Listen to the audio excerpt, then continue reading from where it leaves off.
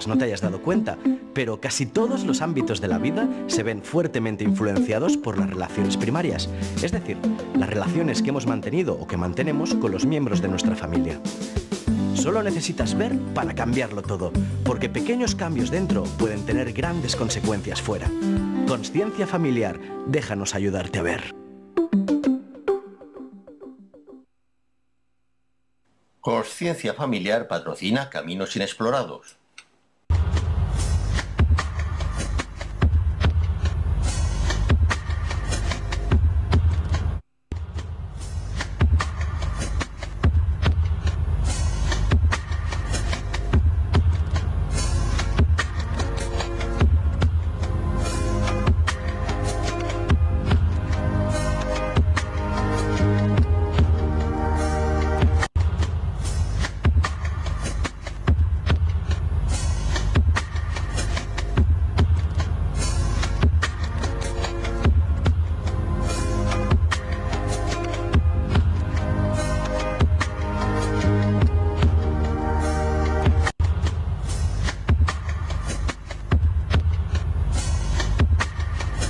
Buenas noches, queridos amigos de la 8 Zaragoza Televisión. Nuevo programa de Caminos Inexplorados que, como ya sabéis, va al encuentro de la espiritualidad y del amor. Y sobre todo, en particular, la del ser humano. Ese ser humano que tiene que abrir el corazón, tiene que abrirlo a los estímulos del amor. Hay palabras clave dentro del amor, pero hay una que es muy importante, que es la amistad. La amistad es grandeza. Y hay que valorarla, respetarla y potenciarla. Hoy tenemos con nosotros a Antonio Camps Mirabet, médico, experto también en medicina más integrativa, que luego ya lo comentaremos, que ha venido para hablar de las influencias de las emociones en la salud, que ya vino en un programa anterior, pero creo que este tema hay que ampliarlo en este programa e incluso veremos de hacer otro, porque las emociones para la salud son importantísimas. Antonio, buenas noches. Buenas noches, Ángel. ¿Cómo estás? Muy bien, no me puedo quejar. ¿Sí? Siempre yo digo, si nos quejamos los privilegiados, ¿qué dirán los Exactamente, demás? Sí. Hay que valorar la vida, ¿verdad? Totalmente. Permanentemente, diariamente. Bueno, pues ahí tienes esas emociones en la salud y luego también lo de la medicina integrativa y demás, y también si quieres lo puedes exponer para que se sepa qué es. Vamos, antes de ponernos lo de las emociones, si quieres brevemente lo explico un poco. Es un movimiento que hay entre los propios médicos que llamamos medicina integrativa a, cuando tenemos el paciente, primero valorarlo de forma integral, como si fuera un todo, no solo ver una cabeza y enviarlo al neurólogo, no solo ver un corazón y enviarlo al cardiólogo, sino ver que todo puede estar relacionado dentro de la persona y verla en su conjunto. Y entonces utilizar para ello todos los métodos que conocemos, tanto los de la medicina oficial como lo que podrían ser de medicinas que son complementarias, como hemos llamado hasta ahora, pues la fitoterapia, o puede ser también la homeopatía, puede ser la oligoterapia, puede ser la terapia neural, la acupuntura. Cada persona individualizarle lo que crees que ella puede ser mejor, porque no es incompatible. Para un determinado proceso, por ejemplo, estamos hablando para una artrosis, pues no es incompatible utilizar un antiinflamatorio en un momento determinado junto con una mezcla de plantas que sean depurativas para el organismo, para poder eliminar los tóxicos que pueden llegar a generar la degeneración en el cuerpo. Tú llevas mucha ventaja porque, aparte de médico, aparte de estas medicinas integrativas, lo eres bahá'í.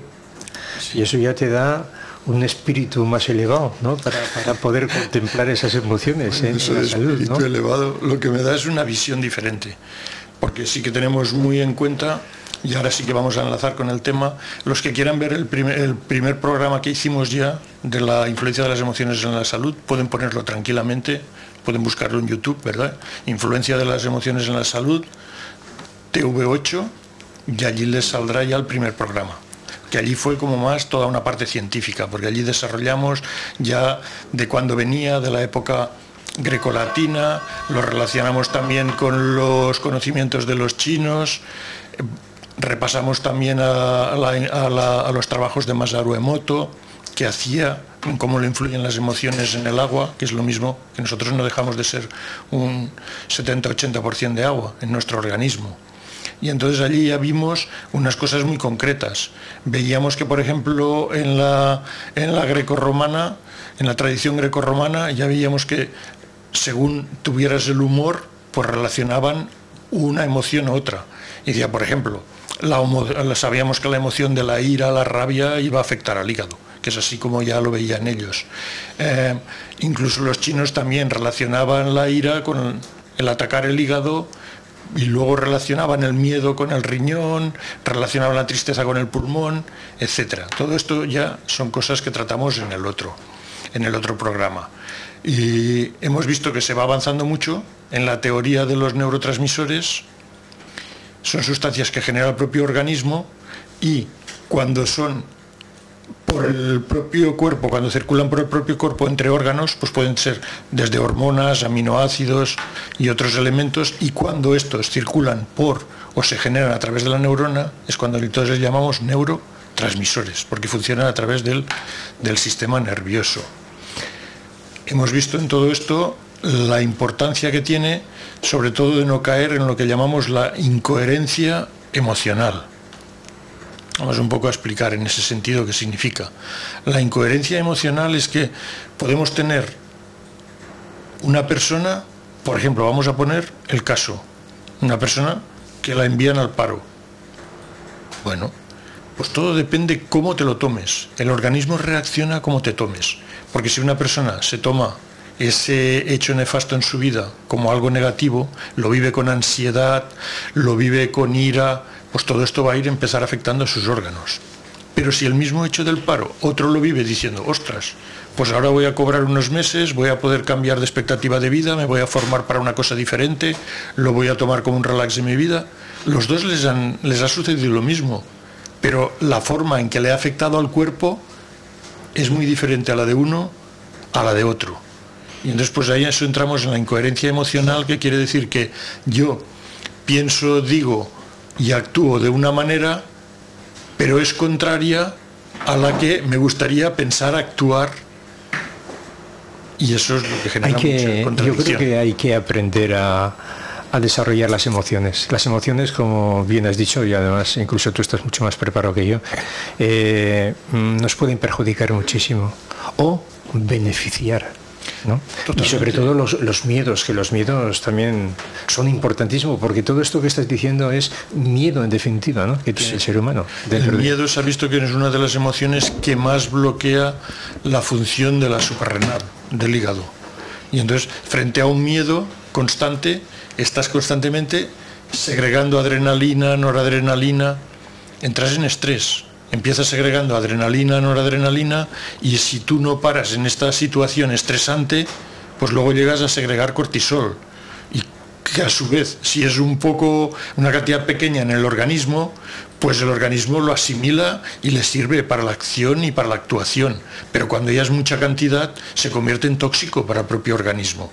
Y entonces, ¿qué hace esto? Hace que nuestro sistema nervioso vegetativo, en vez de estar en equilibrio simpático-parasimpático, se decanta hacia sistema simpático. El sistema simpático, cuando está fuera de orden, es el que produce taquicardias, es el que produce ansiedad, el que produce sequedad de boca, el que produce cantidad de elementos que son generativos y modificantes del estrés. Emociones, muchas emociones, porque el ser humano prácticamente, aunque tenga sus razonamientos y pensamientos, es casi todo emoción, ¿no? El 90%, 80% debe ser todo emoción, incluso en las tomas de decisiones y demás. Sí, y por eso, fíjate, es curioso, para saber nosotros si más o menos estamos equilibrados, la persona tiene un test muy fácil para hacerse a sí mismo. Y ese test es observar cómo tiene la boca. Si la boca la tengo seca, ¿qué pensamos que estoy? ¿En estrés o en relajación? Boca seca, estrés, ansiedad.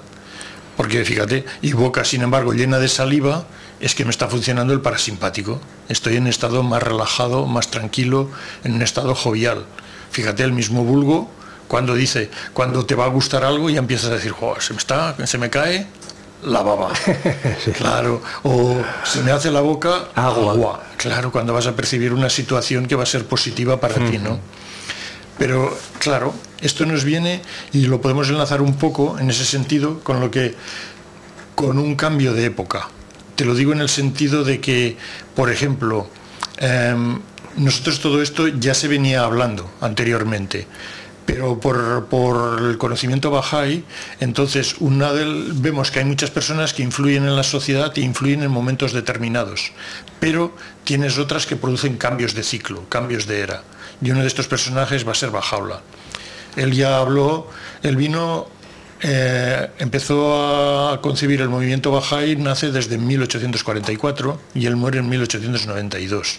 Entonces dejó una cantidad de conocimientos para la sociedad abiertos a todo el mundo que quiera investigarlos en diferentes campos. Habló en el campo social, en el campo espiritual, en el campo de la vida después de la muerte, en el campo de organizar la vida familiar, en el campo espiritual también, y también en salud. Y en el científico, me imagino. En el científico también, porque una de las cosas que más valoró fue el que la religión, o sea, la espiritualidad de la ciencia tienen que estar de acuerdo.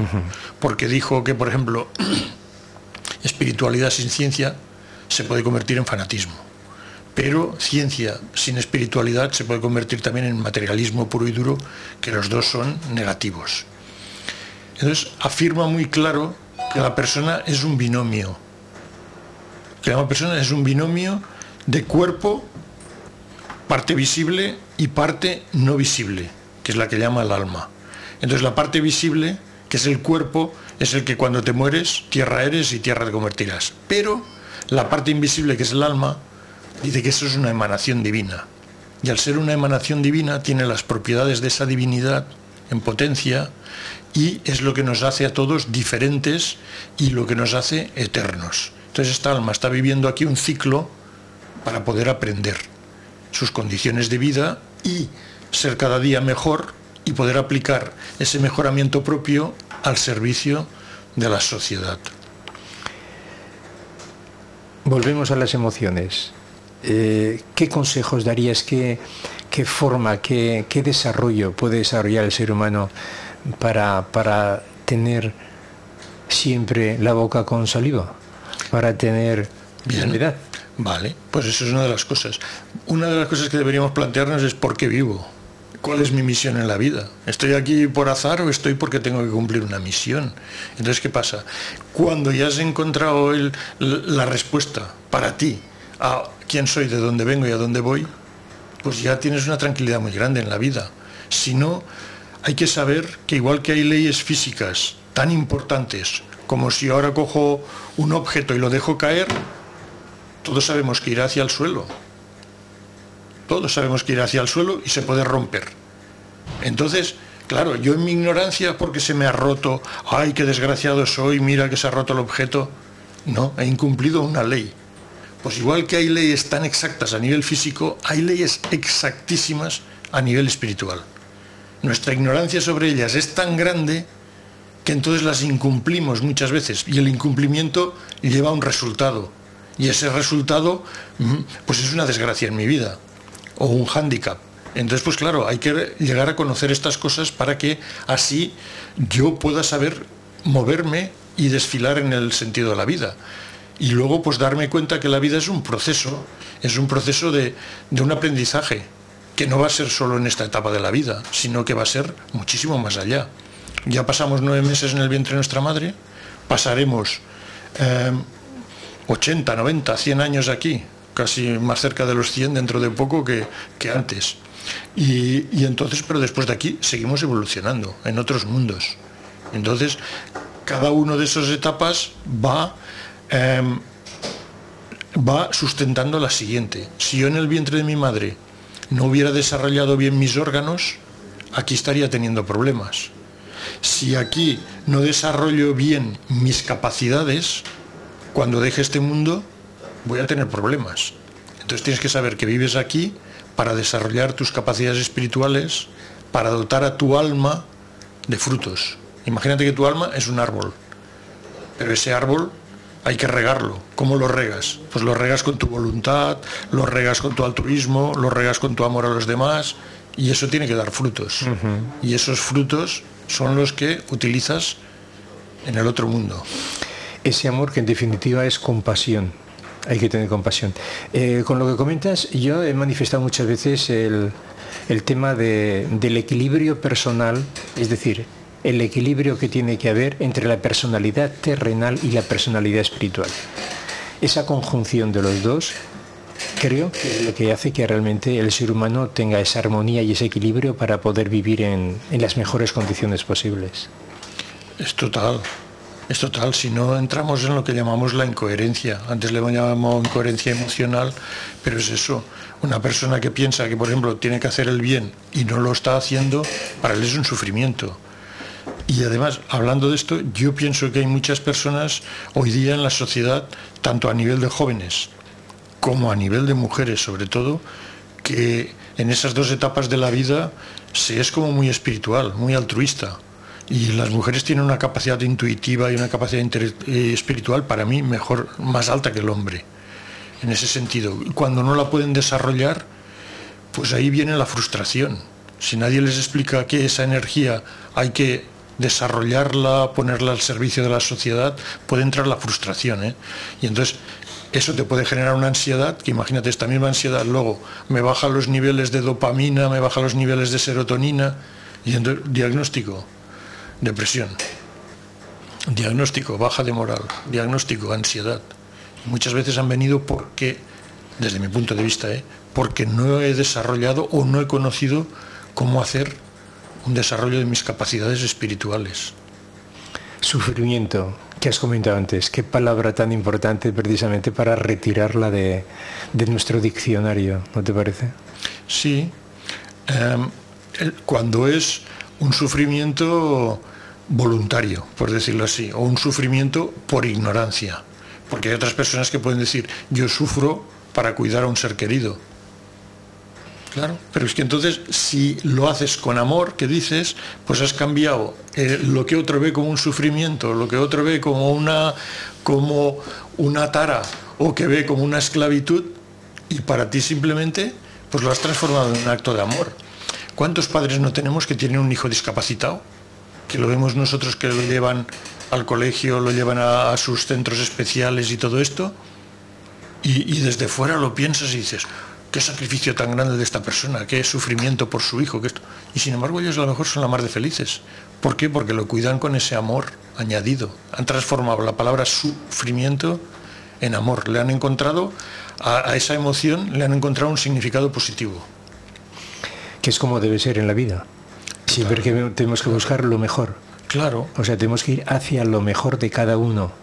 Sí. Y sobre todo, que yo también manifiesto mucho esto, tenemos que amar nuestras imperfecciones. Es la mejor forma de avanzar en la vida. Claro, es que a veces nos tomamos demasiado en serio a nosotros mismos. Sí. Claro, yo es lo que digo.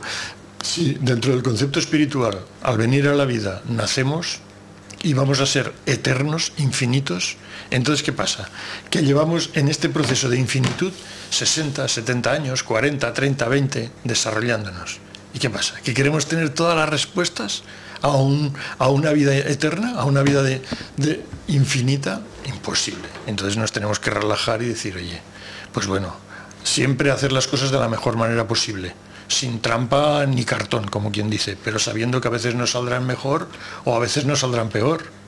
Hay que aceptar. Nos tenemos que aceptar como somos y avanzar así.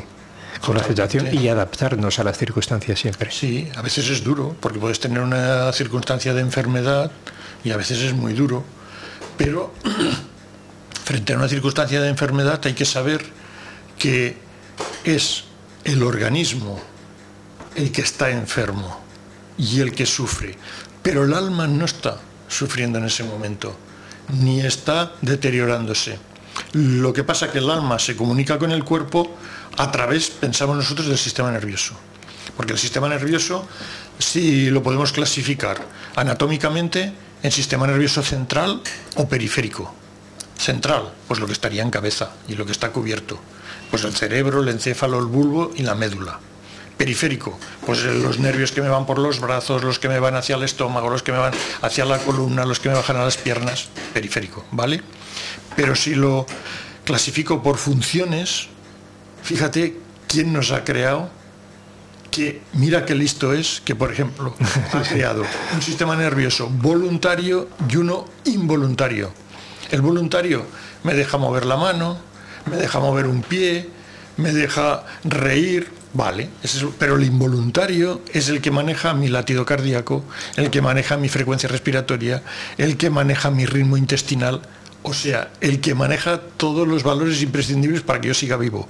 Es como si hubiera dicho, mira, os voy a dejar el voluntario para que hagáis el payaso, entre comillas, o para que os divirtáis, pero el involuntario, que os estáis jugando la vida, ese he ordenado que no pueda tocarlo, que no podáis tocarlo. Pues bien, entonces pensamos que el alma se comunica con el cuerpo a través del sistema nervioso. Entonces, si hay una enfermedad, por ejemplo, que lo esté alterando, pues entonces nosotros vemos un deterioro en la persona, que le puedes ver una demencia, puedes ver un Alzheimer, puedes ver un deterioro muy grande, pero sabemos que el deterioro es por el corte de comunicación, porque esa alma en el momento de su separación del cuerpo, ella sigue su evolución y sigue su grandeza y sigue todo lo que ha ganado aquí en vida. El estímulo. Totalmente. ¿No? Hay que tener, y sobre todo la vida, yo creo que las personas, esas tres palabras que a mí me gustan tanto, que es valor, riesgo y voluntad, tienen que enfrentarse a la vida y así realmente tienen menos momentos de sufrimiento, porque está colocado ahí en la vida, está ahí viviendo. Claro, esa es una de las cosas que nosotros estamos hablando mucho, a nivel también de cuando se acerca el final de la vida de las personas. En esta sociedad hay que romper un tabú, que es el tabú de hablar de la muerte. Por favor, si es una cosa que nos va a venir a todos, entonces no sé por qué lo estamos escondiendo. Y entonces hay cosas que hay que saber a nivel básico. Una cosa a nivel básico es que a veces les escondemos a muchos familiares de los nuestros. No, es que si le digo que está muy grave, que me han dicho los médicos que está muy grave y va a morir, es que del susto ya se me muere. Bueno, cada uno tiene que valorarlo y cada entorno familiar tiene que valorarlo. Pero si a esa persona se le dice, estás en una situación irreversible, pues a lo mejor él puede hacer ya sus mecanismos mentales de no aferrarse. Porque claro, si le dicen, tú estás aquí, estás unos cuantos días en el hospital para remontarte, porque has quedado muy flojo de la operación que te hemos hecho. Una operación que le han abierto, estaba con metástasis y la han tenido que cerrar. No te deja, pues el hombre se va a aferrar, porque le dicen que tiene esperanza de vida. Y entonces eso va a ser un sufrimiento mayor para él mismo, una agonía mucho más larga. Mientras que si te desprendes de todo y dices, pues bueno, es mi momento, ya he cumplido con mi vida, dejo las cosas en paz con mis seres queridos, arreglo mis asuntos, pues te vas con otra paz. Sí, las emociones son importantísimas para estar bien, porque hay emociones que son preciosas, la risa, la alegría, vivir, o sea, la esperanza, todo esto es, pero las otras, las que perjudican más al ser humano, hay que vigilarlas más. Creo que nosotros dentro del contexto Bahá'í, por ejemplo, Abdul Bahá, que es Bahá'u'lláh, cuando él le destierran de su tierra, cuando coge preeminencia espiritual, porque él es de origen de Persia, nació en Teherán, le destierran por 40 años, y en esos 40 años muchos de ellos encarcelado y siempre en libertad vigilada. Pues bueno, y su hijo con él. Y entonces ellos siempre decían, al final del día, del encarcelamiento y de todo, cuanto más duro había sido el día, decían, a ver, que alguien saque una anécdota que nos podamos reír.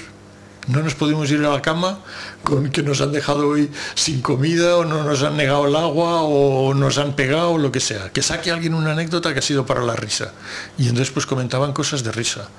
Y Abdul Bahá siempre, el hijo suyo, cuando viajó por Europa, porque cuando lo dejaron salir ya hubo la revolución en Turquía de los jóvenes turcos, y entonces liberaron a los presos políticos y religiosos, pues a él lo liberaron. Y hizo una gira por toda Europa y América. Canadá y América del Norte. Y entonces siempre decía, siempre cuando veía a alguien le decía, ¿eres feliz? ¿Estás contento? Siempre. Le gustaba que todos los que estuvieran a su alrededor estuvieran felices, contentos, reyeran, porque él decía que esto generaba la felicidad espiritual, da felicidad física. Fíjate qué curioso, ¿no? En ese sentido. Y entonces pues él siempre quería que la gente de su entorno estuviera contenta, porque sabe que así también les ayudaba a mejorar su su salud física. Y además decía, tanto la risa como el llanto son sentidos suprasensoriales, son emociones suprasensoriales, que están más allá y que provienen más del ser interior. De hecho es curioso, porque una vez cuando estaba en París, hay una anécdota sobre su vida de un científico que le quería conocer, que fue una persona muy conocida, a principios del siglo XX fue una persona muy conocida, y cuando dio la vuelta por Europa y todo, había eminencias que querían estar en contacto con él y conocerle. Y es que es un personaje muy especial, porque él desde los 9 años hasta los 69 estuvo en la cárcel, junto con su padre. Sale y es capaz de hablar ante científicos, ante auditorios, hablar de temas espirituales, hablar de temas sociales, en fin, un personaje para estudiar, Abdul Baha, hijo de Bahá'u'lláh.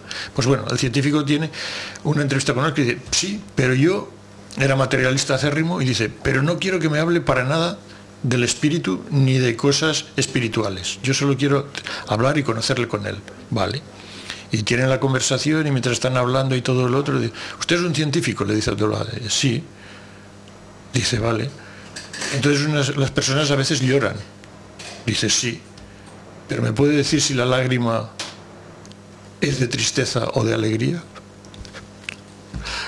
Pues claro, es que hay cosas que son del ser interior.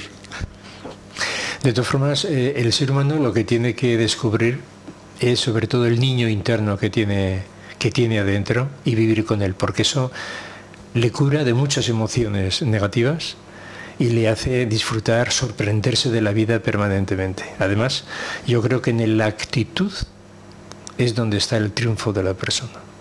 Sí, en ese sentido estamos totalmente de acuerdo, porque depende cómo percibes las cosas, cómo tú las vas a vivir y cómo te van a influir en tus órganos. Y los neurotransmisores que vas a segregar.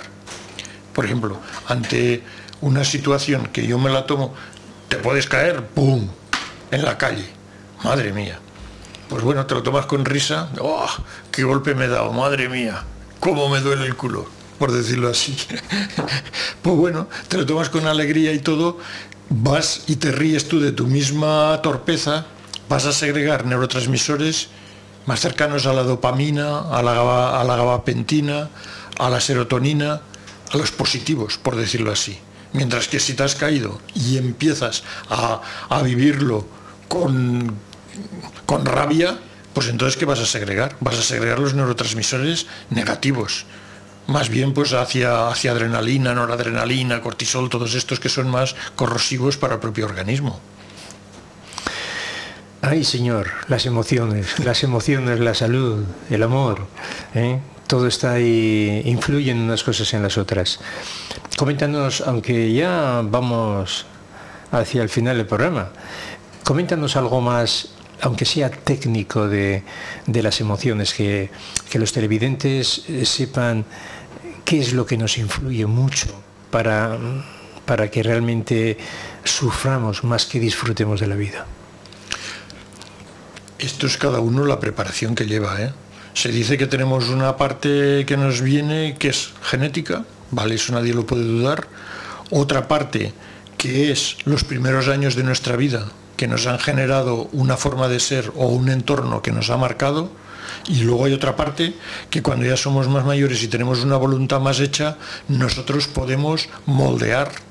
Nos costará más o nos costará menos según los ambientes en que nos hayamos desarrollado. Pues entonces la persona es ella la que toma la opción muchas veces de la vida la vamos a vivir todos, pero yo tengo la opción de decir las mismas cosas, ¿cómo me las voy a tomar? ¿Me las voy a tomar, entre comillas, con filosofía o con bienestar? ¿O las voy a tomar con ira, con rabia, con iracundez? Para eso influye mucho el que tengas una perspectiva de vida espiritual. Es lo que te digo, la persona que piensa realmente, si lo piensa realmente y convencido de que cuando se acaba esta vida, se acaba todo, puede ser muy negativa para el resto de personas. Porque en total, ¿para qué va a hacer un acto altruista? ¿Para qué? Pues siempre va a procurar y va a potenciar su ego frente a los demás. A nosotros dentro de la cultura bahá'í se nos dice, bienaventurado el que ama a su hermano antes que su mismo. Este es de la gente de Bajá. Y antes ya se nos ha dicho, ama al prójimo como a ti mismo. Mínimo en ese nivel, ¿no? Claro, entonces tiene que haber esa perspectiva. El que no tenga una perspectiva de evolución espiritual, es muy difícil que pueda entender o razonar el por qué va a anteponer otras acciones a las que sean beneficiosas para sí mismo. Antonio, si te parece, voy a leer un poema, como siempre, y luego así te dejo ya un ratito pues para que transmitas a los televidentes ya un poco la definición de lo que ha sido el programa. A ver, este primero que...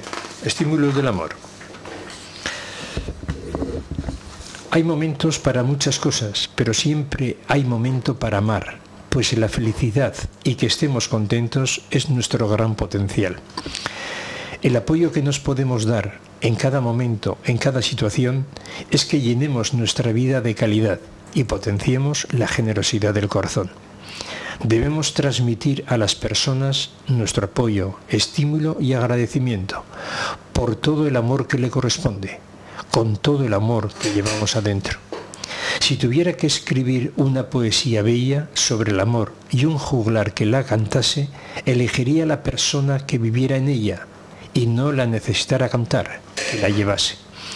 Hay prosa que es poesía, de aquel que en diálogo la transmite, y otros, a través de su mirada, de su alegría, la llevan a cualquier lugar, a cualquier parte. Gracias por la amistad que me ofreces, gracias por el amor que me aportas. Nada tan bello, tan sutil y tan puro que la hermosa respuesta que conforta. Es tan bella la verdadera amistad, es de tal calibre su belleza que no hay nada que demostrar, porque no se compra ni se vende su naturaleza. Debemos llenarnos de amor y debemos compartirlo en cada momento. Esa es la autenticidad de su don. Ese es el mensaje que nos trae su viento. Bueno, Antonio, pues nos quedan aún unos minutillos para que lances el mensaje que tengas que lanzar a los televidentes. En realidad, a muchas personas que han sido muy longevas se les ha hecho muchos estudios sobre el por qué habían llegado a esa longevidad. ¿Será la alimentación? ¿Será el estilo de vida? Bueno, pues hay muy diversos. Pero una cosa que coincidía en la mayoría de ellos era en que se tomaban la vida con, entre comillas, filosofía. Se tomaban lo que llamamos la quiescencia radiante, en término espiritual, ¿no? ¿Qué significa eso? Significa la conformidad y el contentamiento en todas las circunstancias de la vida. Esas personas son las que realmente evitan agredir a su cuerpo, porque el que, yo qué sé, estás conduciendo, has cometido a lo mejor una infracción y otro conductor te pita, pues bueno, tú ante eso y decir, pues bueno, ¿qué le vamos a hacer? Pues sí, me he equivocado, no he puesto el intermitente y ya está, pues vale. Pero si tú también respondes a eso con agresividad, eres tú el que decide o no responder a esa agresividad. Entonces, claro, si tú respondes con agresividad, te estás haciendo daño a ti mismo, porque pones en marcha todos los mecanismos de la secreción de neurotransmisores negativos para ti, con lo cual luego el organismo tendrá que trabajar en neutralizarlos. Es una de las cosas sencillas. Otra de las cosas que nos hablan dentro de los escritos bajáis, que es muy bonita, y cuando lo ves y luego dices, oye, pues es verdad, nos dice que, por ejemplo, la limpieza del cuerpo influye también en el estado anímico. Y eso lo hemos visto todo, que a veces estás sucio aquí, ya sabes, no sabes lo que te pasa, te pegas una ducha y parece como que te cambia el ánimo, ¿no? Fíjate qué cosa tan sencilla en ese sentido. Otra de las cosas que podemos aprovechar las personas, que nos dice que tiene un poder muy especial, es la música. La música tiene un poder para ayudar a segregar neurotransmisores positivos, a exaltar esa alma. Pero te dice que tengas cuidado, porque la misma música puede hacer que tu alma ascienda a mundos espirituales o baje a los mundos del deseo y de la bestialidad. Eso es que es verdad. Según la música que escuches, te pones en un estado o te pones en otro. Entonces, Yo no digo, cada uno le puede gustar uno, a uno le puede gustar la clásica, a la otra la pop, a otra la, yo qué sé, cualquier tipo de música, pero la que sea que tú notas que te hace positivo, cuando estás bajo de moral, deberías seleccionar una música que te pueda entonar y dar alegría. Y eso evitaría que a lo mejor tengas un bajón muy grande. Otro de los bajones, evitarlos, es que cuando estás a veces así en bajo, tener personas alrededor con las que sabes que te sientes a gusto, puedes conversar con ellas, puedes tener compañía, eso es muy importante. Siempre se ha dicho que el poder visitarnos y visitar a los enfermos, visitar a las personas que lo necesitan, cuando estamos en un estado bajo de ánimo, bajo de moral, eso sería muy positivo para poder, pero para estar por la persona, no para ir a contarle nuestras penas, y para ayudarle a subir su ánimo. Compasión. Lo que he dicho antes, es importante. De todas formas, el ser humano tiene que aprender mucho, o debemos aprender, porque hay muchos motivos para ser feliz. Además, hablar de la música, el universo tiene muchas frecuencias de música, tiene voz y tiene silencio, un silencio que realmente te transmite música también. Entonces, si tienes la posibilidad de conectar con ese cauce de tu alma con el alma universal, es maravilloso. Son sensaciones preciosas. Claro, eso son experiencias espirituales que llevas contigo y toda la vida te acuerdas de ellas, tanto en este mundo como en los otros mundos. Y hay personas que he tenido en consulta que a veces están bajas de moral, les digo que seleccionen una música, y si no son muy dados a la música, a veces les digo, pues bueno, mira hoy día en YouTube que tienes tanta facilidad de cosas, y si a ti, por ejemplo, te gustan programas de astronomía o te gusta cosas de la naturaleza o lo que sea, pues mira eso. Algo que te esté ayudando a ser positivo. Sí, de todas formas, si quieres manifestar la consulta donde la tienes, por si alguien se quiere acercar por conocerte o porque realmente le interese, a lo mejor. El que me tenga que encontrar me encontrará. Sí. Sí. Bueno, no tengo ningún problema. No estoy aquí por la publicidad, estoy aquí para compartir con todos los oyentes una serie de creencias. Además, no es cuestión de búsquedas, es cuestión de encuentros, ¿no? Sí. Siempre nos encontramos las personas, te encuentra el hecho que sea, ¿no? Porque está preparado para si estás tú preparado para ese encuentro también, ¿no? Hay una ley espiritual que es ley, que dice: quien busca encontrará, quien llame se le abrirá. Eso es una ley. Nos quedan varios minutillos. Si quieres ya lanzar el último mensaje a los televidentes. Bien, pues que no nos dejemos engañar, porque siempre en la historia de la humanidad había habido una creencia espiritual, y fue a raíz de haber una separación entre la religión y la ciencia, sobre todo aquí en el mundo occidental, en cuando empezamos a materializarnos. Hubo una serie de enunciados que los ganó todos la ciencia, está claro, y la religión se opuso a ellos, como que la Tierra es plana, perdió. El Sol da vueltas alrededor de la Tierra, perdió. Entonces llegó un momento que los científicos dijeron: mira, lo que se puede tocar, pesar, ver y medir, nos vamos a encargar nosotros. Lo que no se puede tocar, ni pesar, ni ver, ni medir, que se encargue la religión. Y entonces hicieron una gran separación. Hoy día aún vivimos en muchos aspectos vivimos bajo ese paradigma. La separación entre lo físico y lo espiritual, lo que se ve y lo que no se ve. Pero eso dentro de la medicina ha sido nefasto. Nefasto. Porque entonces nos ha llegado a pensar que todas las enfermedades que suceden en el cuerpo, como afectan a órganos físicos, pues son de origen físico.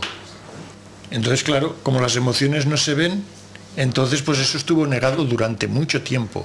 Pero ahora ya hay una rama de la ciencia que se llama la psico-neuroendocrino-inmunología, que relaciona el pensamiento, la psique, con las hormonas, con el sistema nervioso, con la afectación del sistema inmunológico, o sea, con la afectación del propio organismo.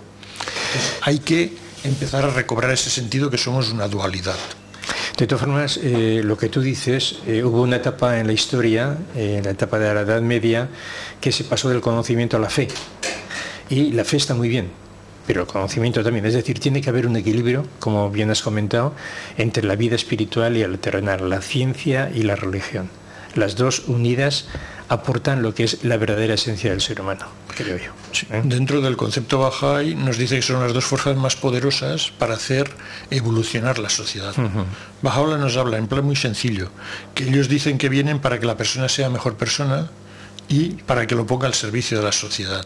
Entonces dice, ya habéis pasado la etapa en que os reunisteis en familias. Familias formaron clanes, se formaron tribus, se formaron ciudades-estado, se formaron naciones. Es que ahora lo siguiente que os toca es la unión de naciones. La Tierra es un solo país y la humanidad sus ciudadanos. Entonces, dentro de este concepto global, pues nos ha dado normas espirituales para el propio individuo, porque no se puede hacer una sociedad de oro con individuos de plomo. Cada uno tenemos que convertirnos en un trozo de oro. En otro programa que preparemos seguimos con esto. Muy bien. Porque estamos llegando ya al límite, ¿no? Agradecer tu presencia, como siempre, Antonio, a tu elocuencia, tu sabiduría, a los televidentes, pues lo que siempre manifiesto, es un programa donde las personas que vienen nos aportan muchísimo para reflexionar, para crecer, para saber amar mejor y para conducirnos en las mejores posibilidades. Entonces, vuelvo a repetir, gracias Antonio, gracias a los televidentes, animar a otras personas a que vean el programa y gracias, muy buenas noches. Muy buenas noches. Hey, ¿cómo van tus niveles de felicidad?